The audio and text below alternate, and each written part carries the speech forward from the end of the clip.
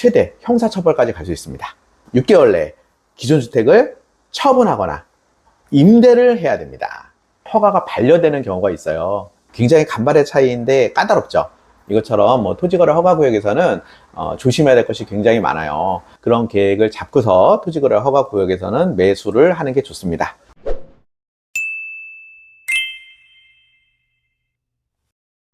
안녕하세요.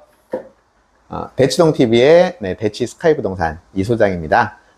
오늘은 가장 많이 물어보시는 것 중에 하나가 토지거래 허가구역에 대해서 많이 물어보세요. 저희 대치동은 2020년 6월 23일부터 벌써 6년 넘게 토지거래 허가구역으로 묶여 있습니다.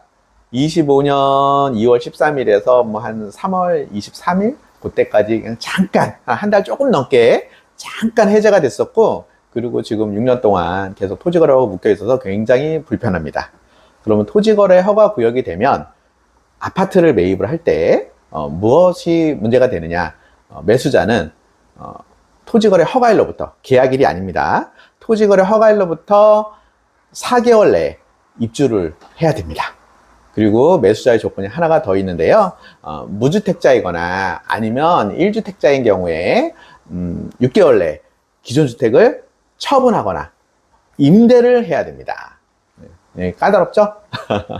네. 그래서 우리가 이제 무주택자 같은 경우는 상관이 없지만, 유주택자 같은 경우에 6개월 내에 처분이나 임대를 어떻게 하냐, 그 기간은 어떻게 되냐, 요걸 좀 많이 물어보세요. 근데 아쉽게도 6개월 내에 매매 같은 경우는 잔금까지 치러야 되는 경우고요. 임대 같은 경우에는 6개월 내에 입주까지 완료가 돼야 됩니다. 그래서 굉장히 시계가 바쁘게 돌아갑니다. 그래서 먼저 토지거래 허가구역에서 집을 매수를 하는 경우에는 6개월 내에 기존 주택을 매매 완료까지 되어야 되고, 등기 완료까지 돼야 되고, 그리고 임대도 임대 완료까지 되어야 하기 때문에 굉장히 좀 신경을 써서 주의하셔야 되는 부분입니다.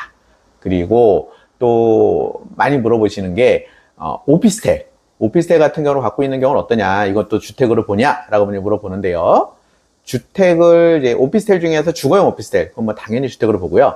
업무용 오피스텔도 주의를 하셔야 됩니다. 업무용 오피스텔 같은 경우는 구청에서 어떻게 보냐면 향후 주택으로 전환이 될 수 있다, 그렇게 보기 때문에 허가가 반려되는 경우가 있어요. 그래서 오피스텔을 갖고 있는 경우에는 업무용으로 갖고 있다 하더라도, 사업자를 내고 세금계산서를 끊고 있다 하더라도 해당 관청, 구청에 꼭 다시 한번 확인하신 다음에 매매 계약을 해야지 됩니다. 그리고 또 만약에 내가 토지거래 허가일로부터 4개월 내에 피치 못할 사정으로 입주를 못하게 된다, 그 기간이 한 1, 2개월 정도 못할 것 같다, 인테리어를 해야 된다거나 아니면은 4개월 내에 해야 되는데 잠깐 늦어진다, 그런 경우에는 해당 관청에 이제 소명을 하시면 됩니다. 근데 소명을 하셔서 통과가 되는 경우가 있고 통과가 되지 않는 경우가 있습니다. 근데 그 기간이 몇 개월 이상 길어진다, 그러면은 그거는 소명을 해도 소용이 없는 거고요. 그리고 또 만약에 내가 이제 입주를 했어요. 입주를 하고 나서 2년간 실거주를 해야 되잖아요. 근데 2년간 실거주 해야 되는데 사람 사는 게 많은 상황이 있지 않습니까? 그래서 예외 규정이 있어요. 질병이라든지 해외 발령이라든지 이런 것들에 대해서는 예외 규정을 두고 있습니다. 내가 예를 들어서 살다가 1년 정도 만에 해외 발령이 났어요.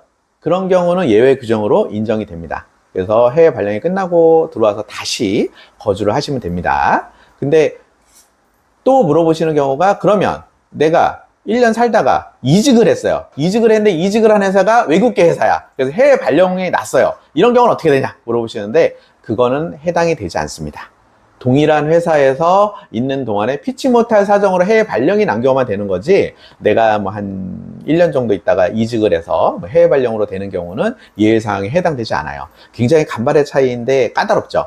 이것처럼 토지거래 허가구역에서는 조심해야 될 것이 굉장히 많아요. 만약에 토지거래 허가구역에서 문제가 생긴다 그러면은 처벌 규정이 굉장히 강한데요. 예를 들어서 허가를 받지 않고 그냥 내가 매매를 했어요. 그런 분들 같은 경우는 거의 없겠지만 매매를 했어요. 그러면은 최대 형사처벌까지 갈 수 있습니다. 2년 이하의 징역이나 토지 공시지가의 30% 이하의 벌금에 처해질 수 있습니다. 굉장히 금액이 크죠. 그리고 또 뭐 2년 실거주를 하기로 했는데 뭐 실거주 하지 않는다거나 이런 식으로 토지 거래 허가 규정에 맞춰서 내가 하지 않으면 이행강제금이라는 게 발생을 하는데요. 그 이행강제금은 토지 공시지가의 10% 이내에서 매년 발생합니다. 내가 이행할 때까지 매년 발생해요. 그래서 토지거래 허가구역에서 내가 집을 구매할 때는 반드시 4개월 내 입주를 하고 그리고 2년간은 최소 2년간은 실거주를 한다. 그런 계획을 잡고서 토지거래 허가구역에서는 매수를 하는 게 좋습니다. 오늘은 토지거래 허가구역에 대해서 알아봤고요. 다음번에 또 유익한 소식으로 찾아오도록 하겠습니다. 이상으로 대치동TV였습니다. 감사합니다.